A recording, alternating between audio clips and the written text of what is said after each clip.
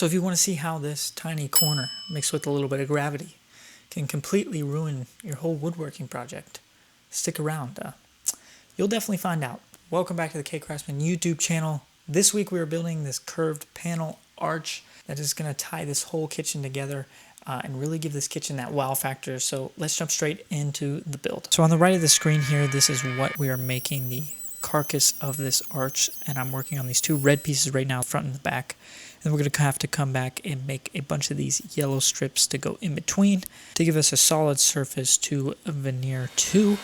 So I just make one of these red pieces first and then basically duplicate it.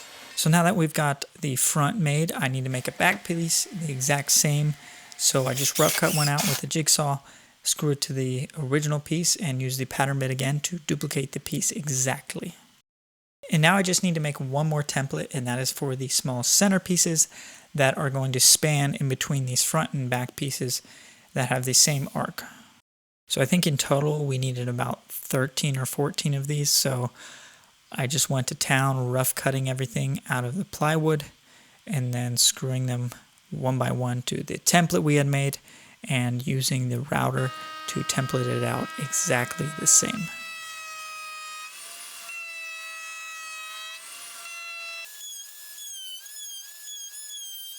So after some very repetitive work, we had all the pieces cut out and we were ready to assemble the body of this arch.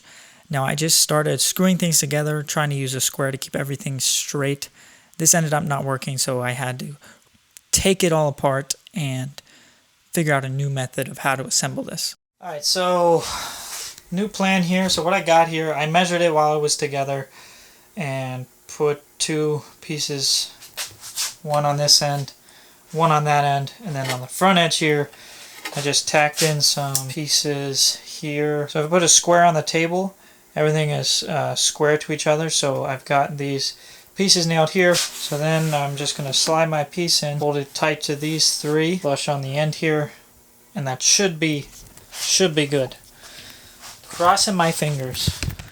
So yeah, this method was way better to do. I'm glad I took it apart and got the time to make this right. And I added a little piece there, and you'll see that I can just slide the piece in, register on that, and then I know everything's in the same place. And I just used staples and put one piece in at a time, and it was super solid. So that seemed to have worked the best. Basically build the box itself, then fill all these pieces in. Now I'm just going to pull these pieces off, and we're going to Bondo this whole thing, sand it, clean up these edges, and then get the veneer on. Now it's time to get this surface ready for the veneer. So we use some Bondo spread across the whole surface to fill any imperfections or voids that might show up through the veneer. And then we sanded it nice and smooth with just some 120 grit sandpaper.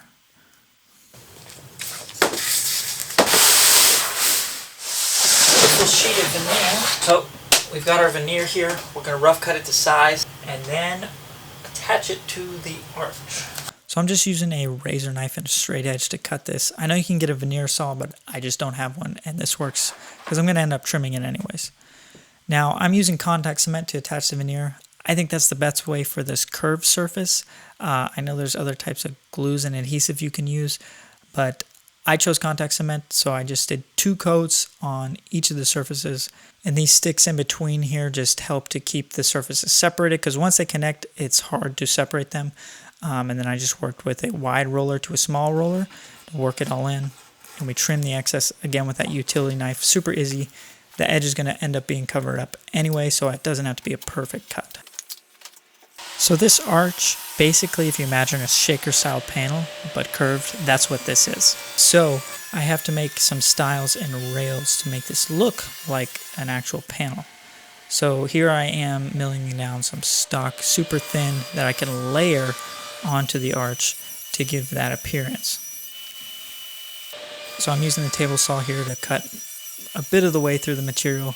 Then I take it to the bandsaw to finish resawing the board in half.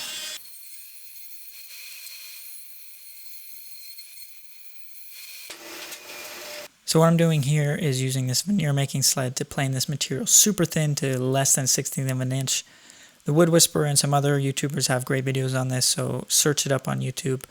They have some good videos, but basically it's just a board that you temporarily attach your pieces to with a stop on the back, and allows you to safely plane your material down to very thin, in my case less than 1/16 of an inch. So I've masked off the area that I don't want the contact cement getting on, and we're just going to work these pieces in one at a time. And I've screwed these guide blocks here to help me just get it flush with the edge as I'm putting them in.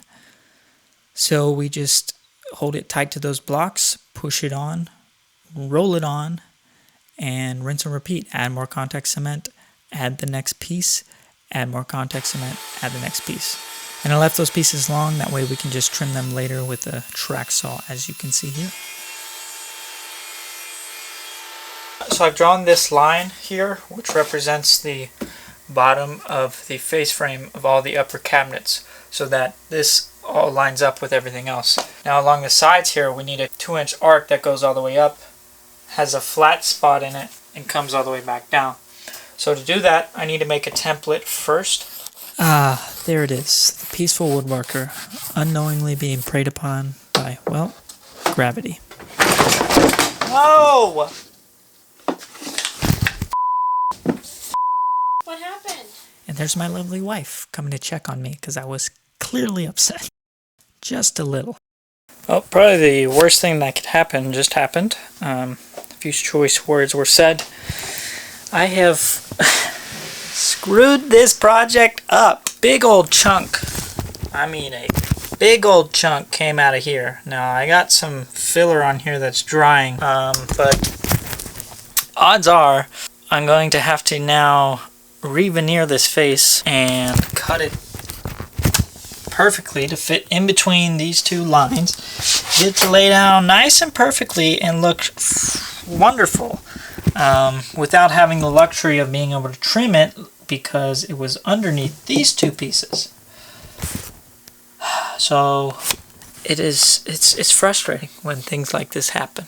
But you can either quit and say, you know, I give up, or you could swear a little, punch at the air, and then get back to it and keep working. It's not a catastrophic start over type mistake, but it's a doozy. So I'm going to continue on cutting out that other piece for the template for the face frame while this wood filler dries, and then I'm going to see if I can make it look good at all. I'm highly doubting I can. I just was in stress mode, like how can I fix this without having to re-veneer this whole surface. We're probably just going to end up re-veneering that whole thing. But let's go outside while I cut out this template and forget that this happened for a little while. So I said I was going to make a template and then transfer this to wood, but I'm already working with a veneer anyway, so I figured if I'm going to go through the trouble to make this nice perfect template, why not just use it and then just veneer it? So that's what I chose to do, and I just templated the curve with my router, and then I rough cut about a 2-inch width on it, and now I'm setting up some guides at the router table to get a nice perfect 2-inch width evenly across the whole arc. So what I've got here is a series of 4 points, basically 1, 2, 3, 4, set up in such a way that when I run this arc tight against those pieces, should leave me with a uniform cut all the way through and a nice 2-inch even width along this whole piece. This worked pretty well. I wasn't sure exactly how I was going to do this, and I was just kind of experimenting here, but ended up working very well. I had to add some more blocks on the outside there, as you can see, but it turned out beautifully. And yeah, I just decided to re-veneer that face, so I cut it evenly and put it on there. And while I was out there veneering, I put on the final 2 pieces that are going to be under the face frame. And now I'm just drawing a line where that horizontal face frame piece is going to be, so that I can mark the flat that we have to cut on the arc. And I'm just going to use a track saw to cut that out. Alright, so we've got this straight bit cut off of the bottom part of the face frame. We're going to go ahead and glue and staple this down to the cabinet, fill those holes real quick, and then we're going to start veneering this edge and this piece. This will be the last veneering that we have to do. Hopefully, fingers crossed, no more mistakes.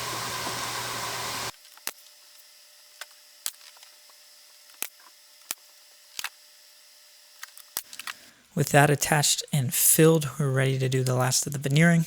So I do the bottom piece first, roll that on, get it nice and tight, and then we'll work on these two top pieces here.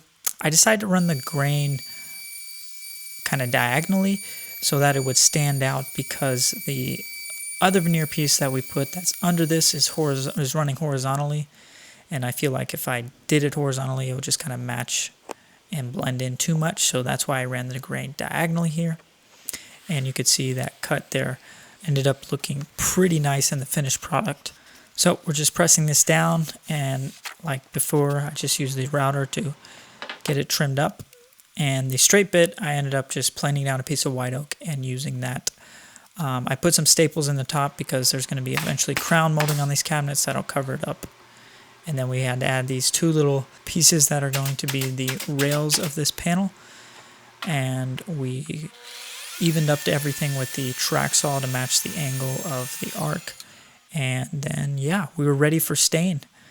I ended up just staining this and then putting the finish on after we hung it, because we just needed to get these cabinets hung. But yeah, it was pretty simple. Throw the two cabinets up, then throw the arch up in between them, a few screws, and this project was done. And this was one of those installs that went super easy. It was a breeze, and no major hiccups. So yeah. So here we are, completely finished. We still have yet to put the doors and crown molding on the cabinets, but once that's on, this kitchen will be looking beautiful, and this arch is really tying it together and giving this kitchen that wow factor. So if you like this video, leave a like, comment, subscribe if you're not already, and go check out some of our other videos, and we'll see you in the next one.